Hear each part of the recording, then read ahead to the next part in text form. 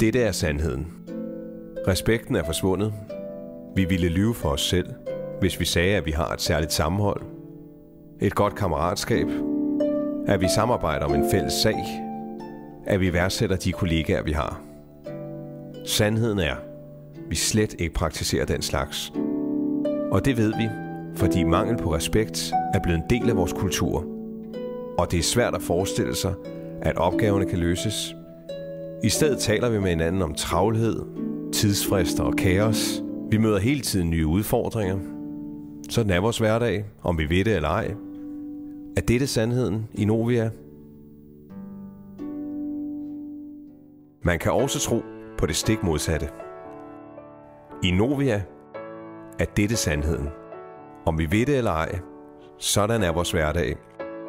Vi møder hele tiden nye udfordringer, travlhed, tidsfrister og kaos. I stedet taler vi med hinanden om, at opgaverne kan løses. Og det er svært at forestille sig, mangel på respekt er blevet en del af vores kultur. Og det ved vi, fordi vi slet ikke praktiserer den slags. Sandheden er, at vi værdsætter de kollegaer, vi har. At vi samarbejder om en fælles sag. Et godt kammeratskab. Vi har et særligt sammenhold. Vi ville lyve for os selv, hvis vi sagde, at respekten er forsvundet. Dette er sandheden.